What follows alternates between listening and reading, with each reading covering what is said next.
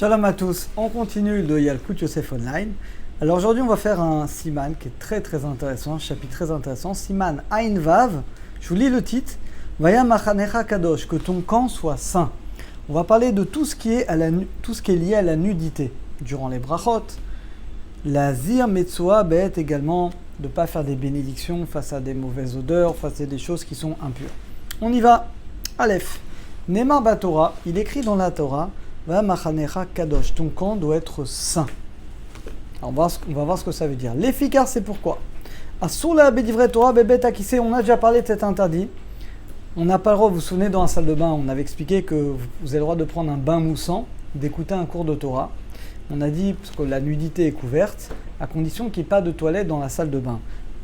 Parce qu'on a le droit de penser à des paroles de Torah, dans une salle de bain, il n'y a pas de toilette. Par contre, dans des toilettes, évidemment, qu'un lieu impur, c'est totalement interdit.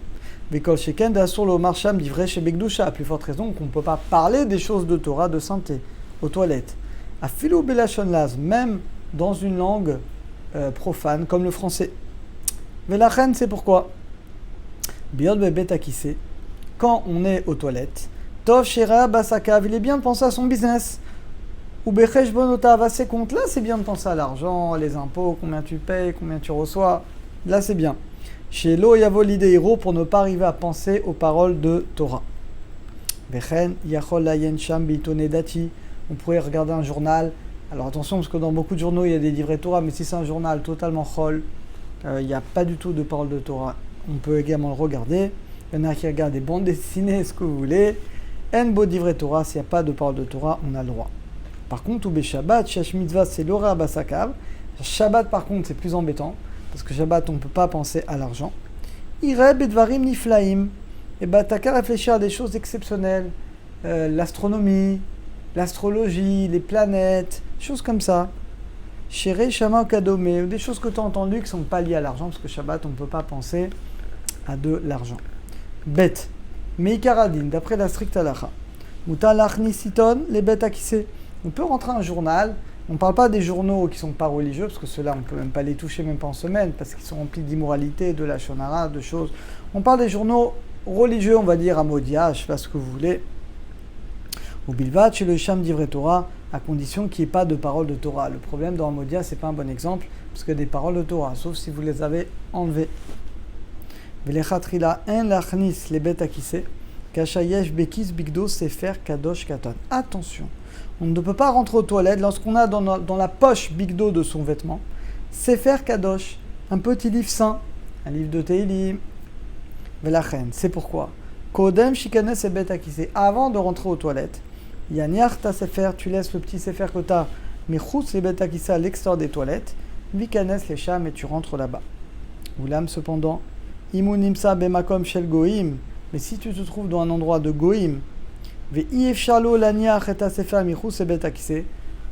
un aéroport ou tu es en France, au Canada, et tu ne peux pas laisser un livre de Torah comme ça, un petit livre à l'extérieur des toilettes. Alors dans ce cas-là, regardez, on aura quand même le droit de rentrer aux toilettes dedans, tant que le livre il est dans la poche. Je lis la parenthèse volontairement. Il m'est fier, mais le mieux c'est de mettre dans un sac.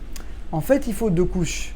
Donc si dans le petit livre, vous avez un petit étui en plastique, c'est une première couche. Et il est dans votre poche, c'est une deuxième couche. Alors dans ce cas-là, il n'y a même pas besoin de l'enlever. Mikol makom uta likanes ebet akisim tmuna. Par contre, la photo d'un rave, il n'y a pas de problème. En atmunot parce qu'il n'y a pas de gdusha dans ces photos. Av shaninot, bien qu'on ne va pas se conduire avec mépris, on ne va pas les jeter comme ça à la poubelle, on va se conduire avec gdusha avec. Gimel. Omnam yeshlazir meod begdushat asfarim, il dit cependant, il faut faire très attention à la sainteté des livres. Ou mishinum bezar begdushatan, quelqu'un, l'oaleno, qui ne fait pas attention à la sainteté des livres, c'est très grave.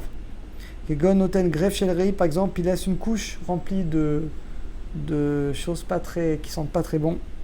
Ou alors un pot de chambre, dans le même cheder, dans l'endroit où il y a des livres de Torah, ça c'est vraiment un sourd. Mesdames, vous devez faire très attention quand vous changez les enfants, de ne pas le faire à côté de la bibliothèque de papa ou dans une chambre où il y a des livrets Torah, ça sourd, il faut enlever les livres de Torah.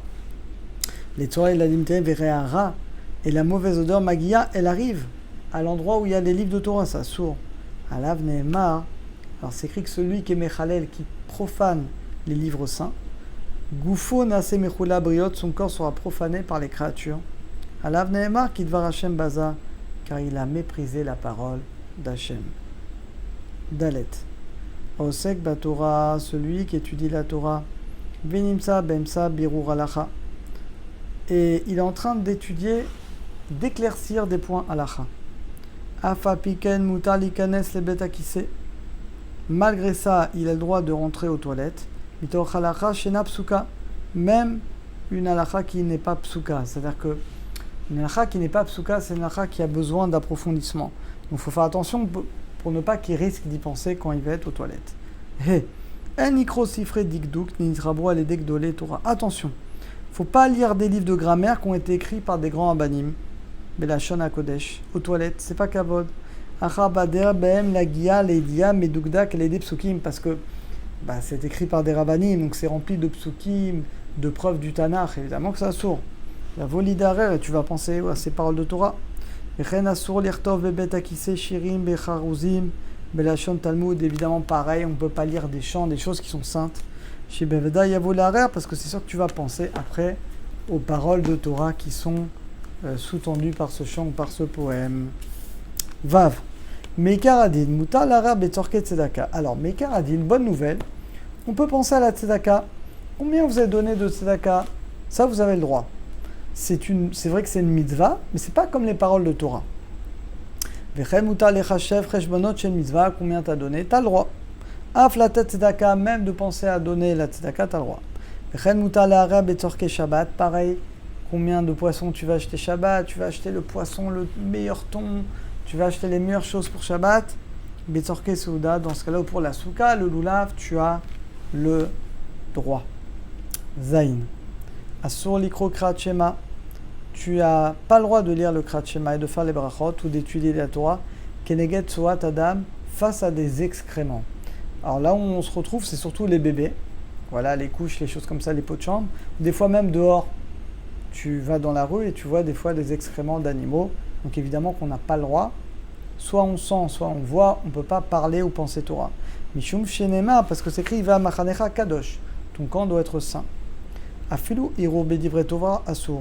Et même des paroles de Torah sont interdites.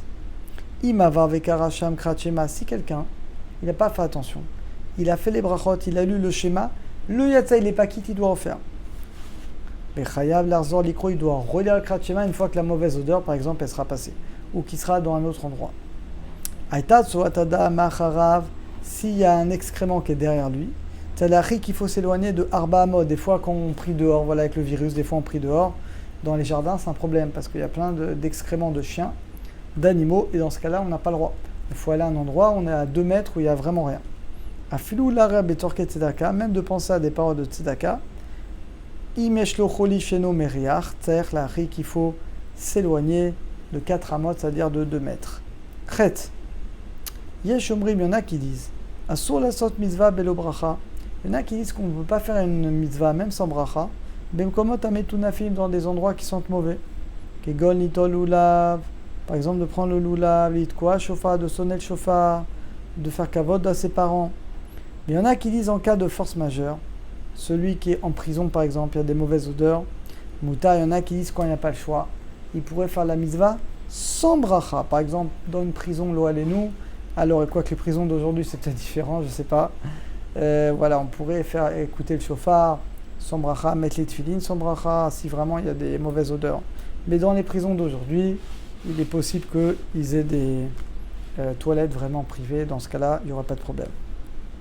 Tête. Imata toi mais fanaf. S'il y a un excrément devant toi, tsalitrachek, il faut s'éloigner. Qui est méloenav, tant que tu le vois. C'est-à-dire que si tu le vois même à des mètres, tu n'as pas le droit. Même à 10 mètres, même à 20 mètres. Itrachek beofen, tu dois t'éloigner de manière à plus pouvoir le voir. Si tu n'as pas fait ça, tu as l'arzor, il faut recommencer à lire le Krat Shema ou la Mida. Imaita Machara, mais si derrière toi, c'est moins embêtant parce que c'est derrière, et tu ne sens pas évidemment. En Reach, il n'y a pas d'odeur. Itrachek, tu t'éloignes de 4 amot de 2 mètres, Veikra, et tu liras le Krat Shema et tu prieras. Yud. Gamishe Usuma, même celui qui est aveugle, c'est l'Achi qui doit s'éloigner d'un excrément, évidemment, même s'il ne le voit pas, s'il y a une mauvaise odeur, évidemment qu'il devra s'éloigner. Je passe. Yud Aleph. Quand c'est des choses moins actuelles, je passe vite. Yud Aleph.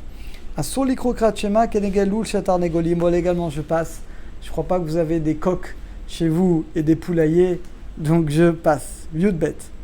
Bimkom sheshtua. Quand il y a des excréments. Veno daim utsu adam, et je ne sais pas si ce sont des excréments d'hommes ou de chiens. Bon, dehors, normalement, c'est des animaux.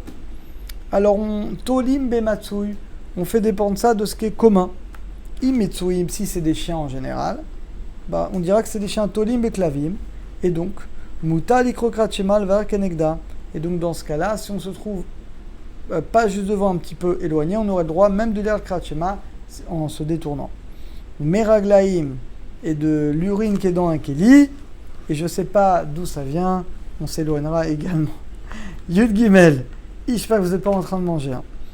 Imaya Yodea, Shayukan Bebeta Meragleim. Si tu sais qu'il y a de l'urine, un enfant, il n'avait pas de couche, il a fait ses besoins. Nistapek, et tu ne sais pas si tu as mis rivi d'eau par-dessus pour enlever cette mauvaise odeur. Il y en a qui disent, Itrazak Isura, qu'il y a un Issour, des rabanan, et donc on n'aurait pas le droit. Les dinam, mais dans notre cas, on pourrait être méquel, surtout qu'aujourd'hui, c'est facile d'enlever les saletés. On a des produits, on a des lingettes, aujourd'hui, on a des facilités pour nettoyer qui n'existaient pas à l'époque. Donc, il suffira de nettoyer, on pourra continuer après. Voilà, on a fini pour aujourd'hui. À très bientôt, à tous et à toutes.